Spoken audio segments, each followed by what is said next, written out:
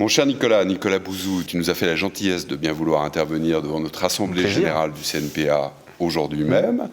Tu nous as fait tout un topo sur l'évolution absolument gigantesque de l'économie d'aujourd'hui. Et tu as écrit un livre sur la sagesse et la folie du monde qui vient. Quelle est la sagesse du monde qui arrive ?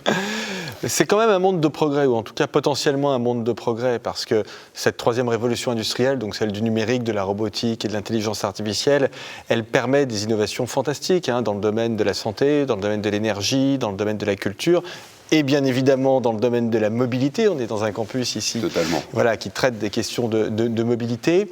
Et donc je pense que ça peut être formidable en termes d'usage, ça peut être aussi formidable économiquement, parce que derrière il y a vraiment de la croissance et des emplois, si on s'y prend bien, c'est-à-dire si on a conscience de ce changement, de cette troisième révolution industrielle, et puis si les entreprises mettent en place des stratégies qui vont leur permettre de ne pas se faire vassaliser, au fond, de ne pas devenir des sous-traitants, mais voilà, d'apporter vraiment beaucoup de valeur et d'apporter une expérience client qui soit formidable dans cette période. L'expérience client, tu en as beaucoup parlé ce matin, dans cette troisième révolution industrielle, où on parle beaucoup d'intelligence artificielle, qui fait très peur d'ailleurs. 40% des Français, c'est ce que tu écris dans ton livre, ont un rapport très anxiogène par rapport à l'intelligence artificielle. Dans cette troisième révolution, finalement, est-ce que la raison va l'emporter sur cette folie ? Et dans quelle mesure, finalement, l'humain va garder sa place par rapport aux algorithmes ? Alors, ça, c'est la question centrale. Moi, je pense que si on s'y prend bien, on va vers un monde qui est plus humain, en réalité. Pourquoi ? Et vous le voyez bien dans votre secteur.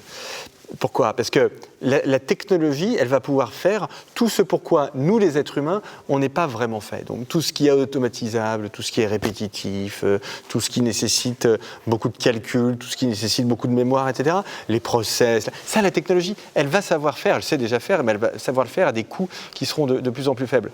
Nous, on est très bons, les humains, pour résoudre des problèmes qui arrivent de façon inattendue. On est très bons pour les interactions sociales, évidemment. On est très bons même parfois d'ailleurs pour des gestes, des gestes physiques, mais qui sont très difficiles à coder. Donc il reste plein de choses. Et ce qui est passionnant avec ces technologies, c'est que notamment dans l'entreprise et notamment dans vos secteurs, elles nous forcent ou elles doivent nous forcer à être plus humains. Voilà. Tout ce qui n'est pas humain, elles le feront.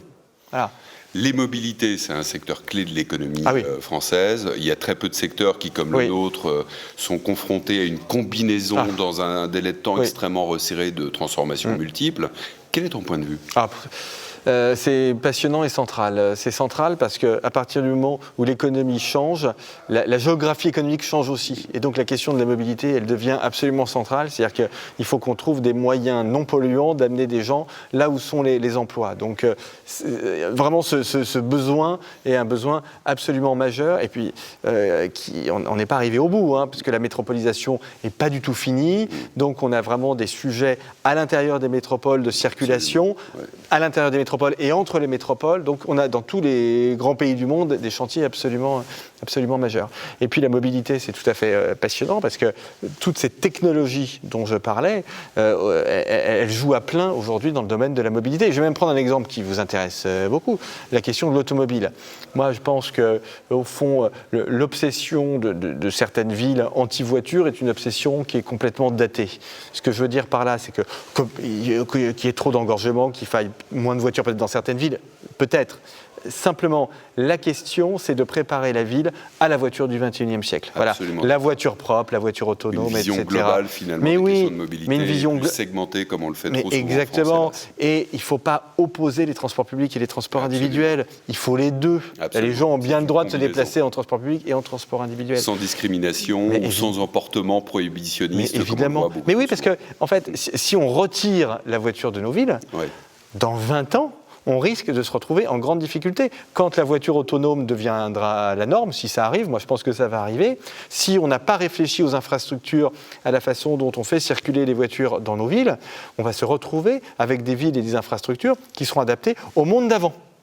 Donc il faut vraiment faire très attention à ça, il faut sensibiliser nos politiques à ça. Pour préparer le monde de demain, justement, quelle est la recommandation que tu ferais à la filière de l'automobile dans son ensemble et plus particulièrement à l'ensemble de l'écosystème que le CNPA représente. Toujours penser aux besoins et se dire que l'expérience client, les références des consommateurs en termes d'expérience client sont incroyablement plus élevées qu'elles ne l'étaient il y a 10 ou 15 ans. C'est-à-dire que les gens ne tolèrent plus la frustration, ils ne tolèrent plus l'attente, ils ne tolèrent plus les problèmes, etc. Et donc il faut vraiment se dire, notamment dans les services, il faut vraiment se dire les standards ont vraiment considérablement augmenté, et dans ce secteur, il y a un service qui est parfois hétérogène.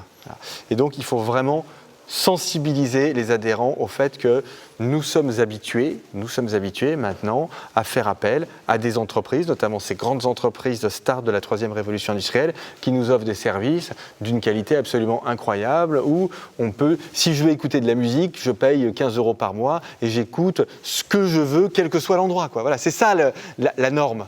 D'accord ? Et ça, c'est un défi majeur. Demain. Ah oui, mais complètement. C'est vraiment la combinaison entre la technologie et l'homme, et l'humain. La technologie et l'homme. Ouais. Nicolas, merci infiniment. Xavier, merci. Merci.